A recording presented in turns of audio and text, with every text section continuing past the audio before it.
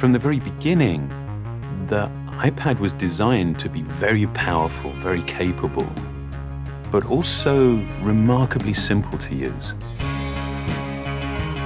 So our goal was to take all the amazing things that you can do with a full-size iPad, but pack them into a product that is so much smaller. And that's what we did with the new iPad mini.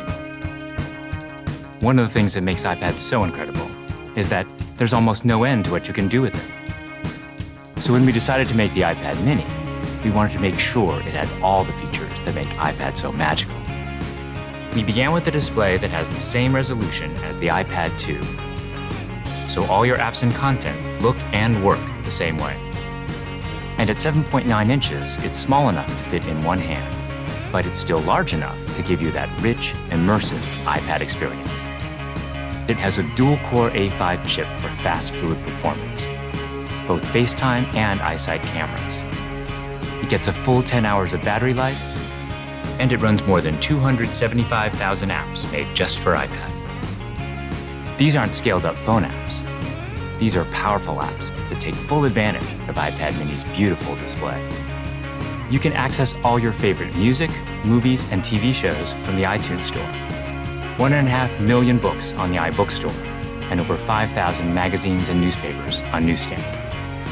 And another thing we're really excited about is that iPad mini comes with FaceTime HD. Seeing your friends and family in high definition makes you feel like you're that much closer. If all that we had done was take the original iPad and just reduce it, all that you would be aware of was everything that was just missing. That there is inherent loss in just reducing a product in size. And what we did was we went back to the very beginning and we took the time to design a product that was a concentration of, not a reduction of the original.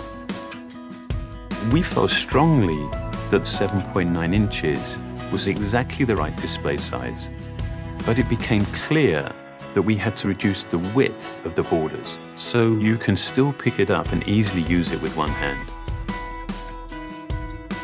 We have continued to develop our unibody process. There are essentially two parts to the enclosure, the glass and the aluminium. And that junction where the two parts actually come together is incredibly important. The diamond cut chamfer meets seamlessly with the glass. And I think it's a beautiful detail that further reduces parts and actually makes it more durable. We also designed an entirely new smart cover for the iPad mini. By eliminating the separate aluminium hinge, we now essentially wrap the iPad mini in a single, simple colored material. The biggest challenge that we faced was incorporating all of these great features in a much smaller and lighter device. In order to do this, every part had to be custom designed, starting with the display. The glass on the front and back are only 0.2 millimeters thin. The touch subsystem is a mere 0.12 millimeters thin. It weighs half as much as any we've ever done before. Beyond the screen, we took some dramatic steps to maximize interior space.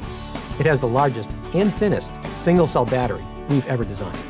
We designed a smaller motherboard to house the powerful A5 chip and built in the new, smaller Lightning connector.